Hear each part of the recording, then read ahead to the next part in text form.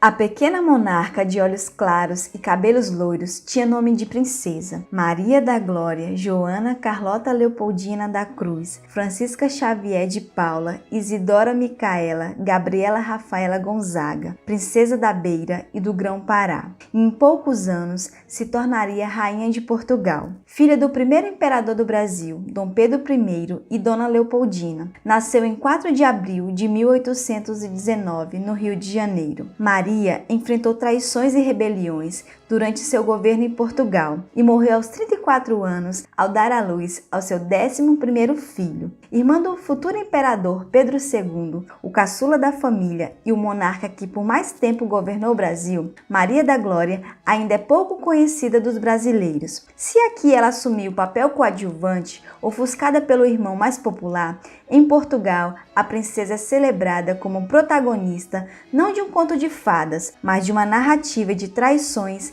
e ação para se manter no poder. Olá! Faça igual a esses inscritos e peça seu vídeo. Siga o Twitter do canal e nossas redes sociais.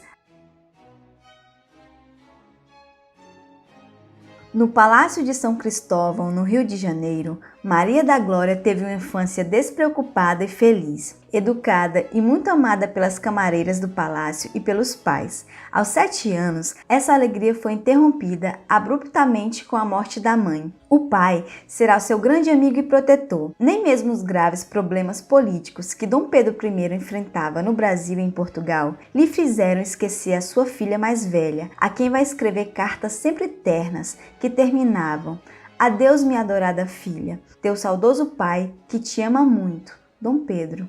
Devia casar, logo que tivesse idade, com o tio Dom Miguel, nomeado regente e lugar-tenente do reino, o que foi aceito pelo infante. Dom Pedro, decidido a ficar no Brasil, resolveu abdicar do trono português em favor de Maria, mas sabia das intenções de seu irmão quanto ao trono português. Então, ele decidiu tomar uma medida arriscada: firmar um acordo de casamento entre a filha com 7 anos e seu irmão Dom Miguel. Assim, Maria da Glória começava pouco a pouco a perceber que deixaria de ser criança e que seu destino estava lhe impondo uma conduta diferente das outras meninas da sua idade. Aos 9 anos, é mandada para a Europa, acompanhada pelo Marquês de Barbacena, seu tutor, homem de confiança de Dom Pedro, nascido no Brasil, general e diplomata. O destino é a corte de Viena, para ser educada pela avó materna, mulher de Francisco I. Mas durante o tempo da viagem, Dom Miguel em Portugal proclama-se rei e o Marquês de Barbacena considera mais seguro rumar até Londres. Nesse período na Inglaterra, havia uma numerosa colônia de portugueses liberais exilados. Reinava em Windsor o rei George IV. O Duque de Wellington, bem como Lord Beresford, que anos antes tinham comandado o exército português a serviço de Dom João VI, vão prestar-lhe as homenagens devidas. Nos seus 9 anos precoce, Maria da Glória diz ao Duque de Wellington: "Sei que vós, noutro tempo, salvastes meu avô.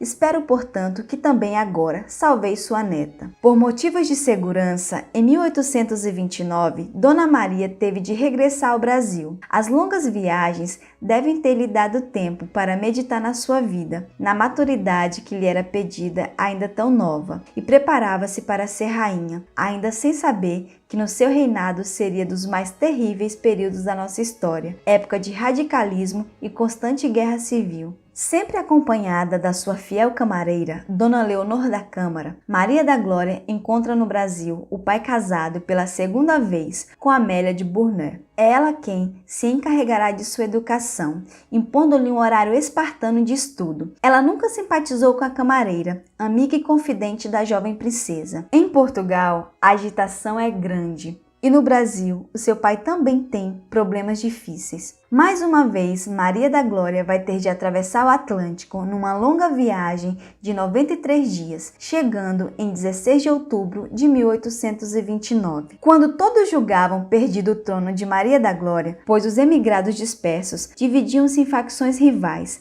Na França, em 1830, estourou a Revolução de Julho, o que fez animar os liberais portugueses.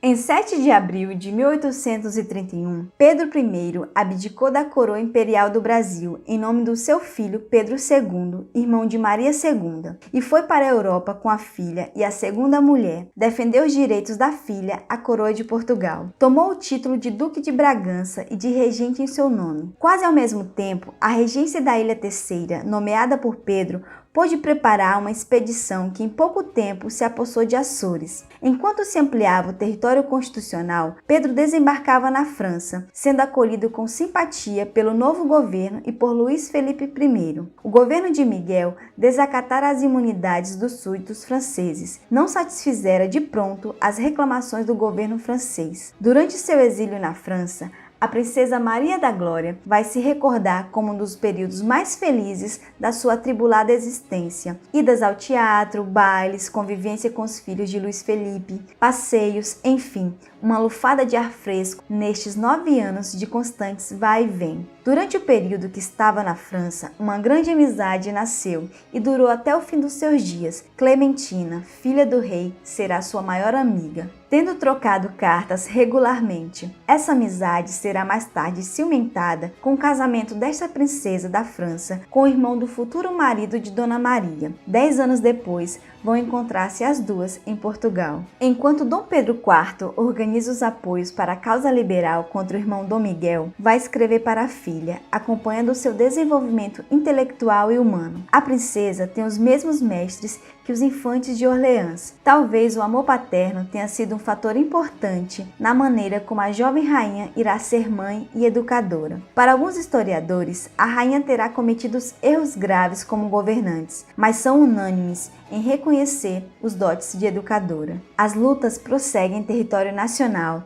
entre apoiantes de Dom Pedro e de Dom Miguel, entre liberais e absolutistas, e só em 26 de maio de 1834, o vencido Dom Miguel vai assinar a capitulação na Convenção de Évora-Monte. Em 1º de junho, parte para Gênova para o exílio, sendo proibido voltar a Portugal. Aos 15 anos, Maria da Glória ascende ao trono português, com o título de Maria II, a 29ª monarca portuguesa e a segunda rainha reinante da história portuguesa. A primeira foi sua bisavó, Maria I, conhecida como a Rainha Louca. Após a coroação, as cortes reuniram-se expressamente para proclamar a maioridade da rainha. O seu primeiro ato oficial, em setembro de 1834, foi conceder ao seu pai, já entre a vida e a morte, a Gran Cruz da Ordem de Torre e Espada, do valor, lealdade e mérito. Foi a própria rainha que lhe colocou ao peito. Perante a corte emocionada, ao presenciar esse gesto de justiça e ternura de uma jovem rainha para com aquele que fora muito mais do que um rei,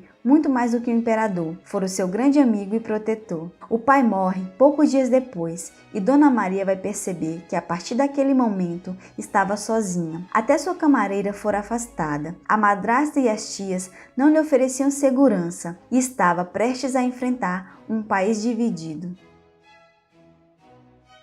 Após assumir o trono português, todos eram de acordo que a rainha precisava se casar. Já estava com idade e Portugal necessitava de um herdeiro, além das aproximações dinásticas. Dos diversos noivos que lhes estiveram destinados, a madrasta terá o poder decisivo e acabou escolhendo seu próprio irmão. O casamento foi firmado com Augusto de Leutenberg, neto de Maximiliano da Baviera. A jovem rainha bem teria preferido se casar com o filho de Luís Felipe de Orleans, que ela conhecia, mas não lhe era permitido ter opinião. Os interesses do Estado estavam acima de tudo. O casamento foi celebrado em 28 de janeiro de 1835. 2 meses depois de casados, seu marido morreu. Dom Augusto enfrentava uma grave inflamação que se espalhou pela garganta, esôfago e estômago. À época foi levantada a hipótese de envenenamento, descartada com a necrópsia feita por uma junta médica de brasileiros e estrangeiros, convocada por Maria da Glória e sua madrasta. Há registro de que o monarca teria sido vítima de uma angina, dor no peito causada pela redução do fluxo sanguíneo para o coração.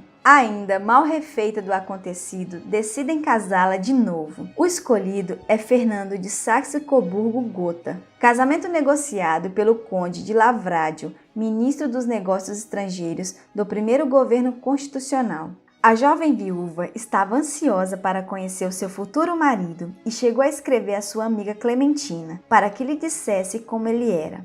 Queria saber de tudo, se gostava mais do azul ou da cor rosa. Queria fazer o possível para agradar, como qualquer jovem de 17 anos que vai casar com um jovem de 19. Se casaram em abril de 1836, mas Dona Maria só encontrou seu marido meses depois. O recebeu de vestido azul, mandado fazer na França. Não será exagerado dizer que este casamento foi um raio de sol na existência atribulada desta rainha portuguesa. Ela vai amar o seu príncipe. É verdade que foi um casamento político, mas que se transformou num casamento de harmonia, entendimento e amor. Como marido e mulher vão estar do mesmo lado, se bem que no campo político nem sempre Dom Fernando apoiava a rainha. Dona Maria fez de tudo para que este estrangeiro fosse bem aceito pelos portugueses, que desde logo perceberam que ele era mais dado às artes do que aos assuntos do Estado. Após o casamento, Dom Fernando é nomeado marechal do exército português